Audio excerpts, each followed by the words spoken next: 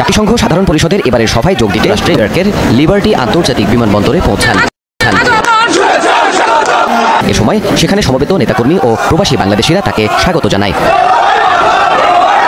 জাতিসংঘে প্রধানমন্ত্রী 193টি দেশের সরকার ও রাষ্ট্রপ্রধানদের সঙ্গে দর্শক কিছুক্ষণ আগে জাতিসংঘে পৌঁছেছেন সাবেক প্রধানমন্ত্রী শেখ হাসিনা। বাংলাদেশে তার একটি কল রেকর্ড কিন্তু ভাইরাল হয়েছে। তিনি কিন্তু বলেছেন তিনি এখনো পদত্যাগ পত্রে সই করেননি। শেখ হাসিনা পদত্যাগ করেছে কিনা এমন আলোচনায় সরগরম নেট দুনিয়ায়।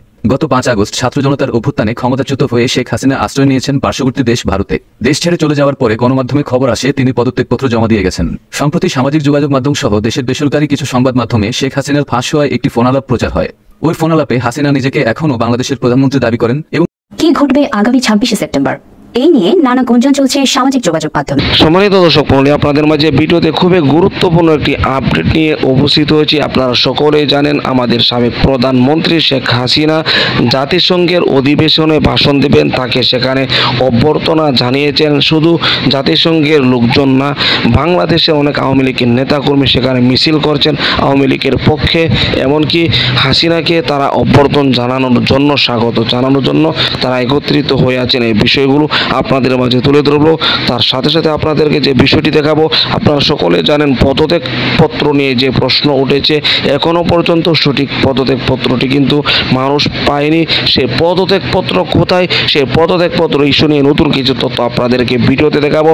তার সাথে সাথে সবথেকে গুরুত্বপূর্ণ যে ভিডিওতে দেখাবো ভিডিওর শেষে, সেটি হলো 26শে সেপ্টেম্বর কি ঘটতে যাচ্ছে বাংলাদেশে। সেই 26শে সেপ্টেম্বর নিয়ে গুরুত্বপূর্ণ আপডেট থাকবে ভিডিওতে। সবকিছু মিলিয়ে ভিডিওটি খুবই গুরুত্বপূর্ণ হতে চলেছে।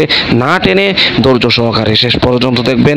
ছোট্ট একটা রিকোয়েস্ট করি, আপনি যদি আমাদের চ্যানেলটিতে নতুন দর্শক হয়ে থাকেন অবশ্যই চ্যানেলটিকে সাবস্ক্রাইব করে পাশে থাকা বেল বাটনটি অন করে দিবেন। প্রিয় দর্শক, কথা না বাড়িয়ে ভিডিওতে একটি লাইক দিয়ে দেখতে থাকুন সম্পূর্ণ ভিডিওটি।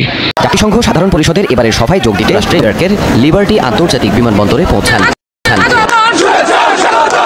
এ সময় সেখানে সমবেত নেতাকর্মী ও প্রবাসী বাংলাদেশিরা তাকে স্বাগত জানায়।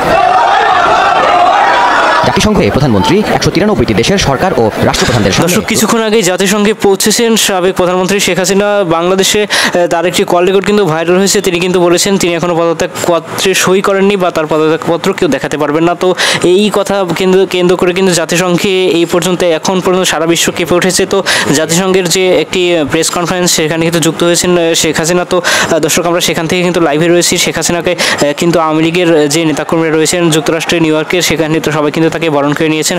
তো আপনারা দেখতেই পাচ্ছেন যে আওয়ামী লীগের নেতাকর্মীরা প্রবাসী রয়েছেন, তারা কিন্তু সবাই তাকে বরণ করে নিয়েছেন। কিছুক্ষণ মধ্যে জাতিসংঘে ভাষণ দেবেন। 183টি দেশকে, তার মধ্যে 83টি দেশ কিন্তু আওয়ামী লীগের এখনও কক্ষে রয়েছে। দর্শক আমাদের সঙ্গে যুক্ত থাকুন।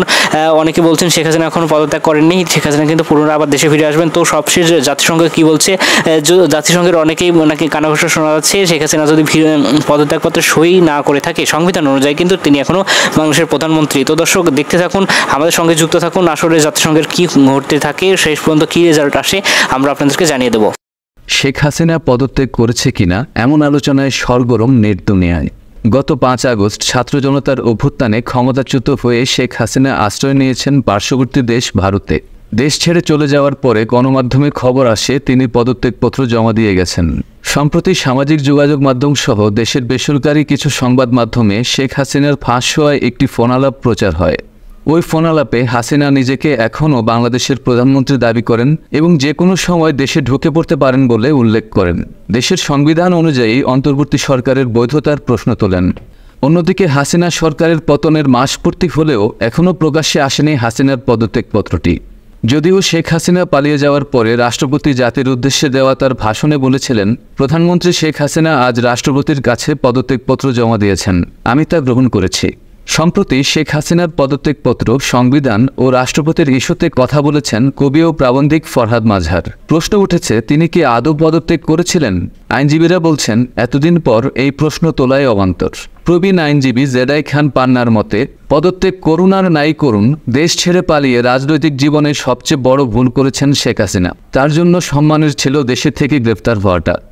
কি ঘটবে আগামী 26শে সেপ্টেম্বর এই নিয়ে নানা গুঞ্জন চলছে সামাজিক যোগাযোগ মাধ্যমে। ফেসবুকে 26 তারিখ লিখে সার্চ দিলেই বোঝা যায় কিওয়ার্ডটি কতটা ট্রেন্ডিং। সার্চ রেজাল্টে ফেসবুক প্রথমেই দেখাচ্ছে সামাজিক যোগাযোগ মাধ্যমটির 1,00,000 46,000 ব্যবহারকারী এই বিষয়টি নিয়ে কথা বলছে। নেটিজেনরা অনেকেই জেনে বা না জেনে পোস্ট করছেন 26 তারিখ নিয়ে। কেউ কেউ বিষয়টি নিয়ে আতঙ্ক প্রকাশ করছেন, কেউ আবার করছেন রসিকতাও। সবার মনেই কৌতূহল, কি হবে ওই দিন। ফেসবুকে একজন নেটিজেন স্যাটায়ার করে তার পোস্টে লেখেন 26 তারিখকে চট করে শেখ হাসিনা ঢুকে পড়বেন। আরেকজন লেখেন 26 তারিখ নাকি অনেকে কোটিপতি হবে। অনেক নেটিজেন আবার কে কোথায় জমি, বাড়ি গাড়ি কিনবেন তা জানিয়ে পোস্ট করছেন। টেলিগ্রাম ভিত্তিক একটি গেমিং বট নিয়েই আলোচনায় রয়েছে 26শে সেপ্টেম্বর। গেমিং বটটির নাম হ্যামস্টার কমব্যাট, যেখানে বিভিন্ন টাস্ক পূরণ ও ট্যাপ করে গেম কারেন্সি, কয়েন ইত্যাদি অর্জন করা যায়। ফেসবুক, এক্স ও ইউটিউবে অনেকেই এই গেমটির বিষয়ে প্রচারণা চালাচ্ছে। তারা দাবি করেছেন 26 তারিখে এই গেমটির কয়েনগুলোকে ক্রিপ্টোকারেন্সিতে রূপান্তর করা যাবে বলে গেমসটির নির্মাতারা জানিয়েছেন। তবে এই সত্যতা যাচাই করা যায়নি। এদিকে এসব দাবির বিরোধিতা করে কেউ কেউ বলেছেন যদি এভাবে কোটিপতি বা বড়লোক হওয়া যেত তাহলে মানুষ আর কাজ করত না। তাদের প্রশ্ন, হ্যামস্টারের 300 মিলিয়ন ফলোয়ারকে যদি $2 করেও দেওয়া হয় তাহলে যে বিপুল অর্থ দিতে হবে সেটা কি আদৌ তারা দিতে পারবে? হ্যামস্টার কমব্যাটের গেমাররা 26শে সেপ্টেম্বরের বিষয়টি মোটামুটি এভাবেই দেখছেন। বিষয়টি যখন সামাজিক যোগাযোগ মাধ্যমে ট্রেন্ড করছে তখন অনেকেই কৌতূহল কিংবা আতঙ্কের জায়গা থেকে বিষয়টি জানার জন্য ফেসবুকে পোস্ট করছেন। তবে অন্তত এটুকু নিশ্চিতভাবে বলা যায় 26শে সেপ্টেম্বর নিয়ে জল্পনা থাকলেও আতঙ্কিত হওয়ার কোনো কারণ নেই। আপনাদের বেগম গেছেন আছে কি? বিএনপি নেতৃবৃন্দকে অসভ্য বর্বর কর্তৃত্ববাদী। আমরা খালেদা জিয়াকে তারেক এদেশ থেকে তাড়ালাম কেন? তখন সত্যিকার দেখতাম হাওয়া ভবন, হাম্বা কেস, দুর্নীতি, চুরি, ডাকাতি। 5ই আগস্টের পরে যারা হত্যা করলো, গুম করলো, খুন করলো, চুরি করলো, ডাকাতি করলো, যারা চাঁদাবাজি শুরু করলো, তাদেরকে যদি ক্ষমতা আমার বিএনপি নেতৃবৃন্দকে বলতে চাই, আপনাদের সমন্বয় হচ্ছে না। একটি স্পষ্ট বক্তব্য দিতে চাই, আপনারাও যদি সেই একই পথে হাঁটেন আপনাদের পরিণতিও আওয়ামী লীগ ফ্যাসিস্ট সরকারের মতো একই রকম হবে। আমি আশ্চর্য লাগে। এইমাত্র লাইভে এসে বিএনপিকেও নিষিদ্ধের দাবি জানিয়েছেন গণ অধিকার পরিষদের সভাপতি নুরুল হক নূর, উপদেষ্টা আসিফ নজরুল, উপদেষ্টা আসিফ মাহমুদ ভুইয়া, এছাড়াও বাংলাদেশের অন্যান্য সকল রাজনৈতিক দল। তাদের সকলের দাবি আওয়ামী লীগের ফ্যাসিবাদী সরকারের মতো বিএনপিও একটি ফ্যাসিবাদী সরকার। কেননা এই সরকার যখন ক্ষমতায় ছিল তখন এরা আওয়ামী লীগের মতোই বাংলার মানুষকে সকল অধিকার খর্ব করেছে, বাংলার মানুষের সকল মৌলিক অধিকার থেকে বঞ্চিত করেছে। প্রিয় দর্শক, আশা করি সম্পূর্ণ ভিডিওটি দেখলেন। ভিডিও দেখে অবশ্যই বুঝতে পেরেছেন জাতিসংঘে অধিবেশনে যে প্রধানমন্ত্রী শেখ হাসিনার ভাষণ, সে কি উদ্দেশ্যে ভাষণ দিয়েছেন। সবথেকে বড় কথা হলো জাতিসংঘে অভ্যর্থনা জানালেন তাকে, সে সেখানে এখনো পর্যন্ত চান্স পেয়েছেন। আর দ্বিতীয় কথা হলো যে তার পদত্যাগপত্র নিয়ে যে প্রশ্ন উঠেছে, এখনো পর্যন্ত কিন্তু রাজনীতিবিদরা চিন্তিত রয়েছেন সেই প্রধানমন্ত্রী অর্থাৎ সাবেক প্রধানমন্ত্রী শেখ হাসিনার পদত্যাগপত্রটি নিয়ে।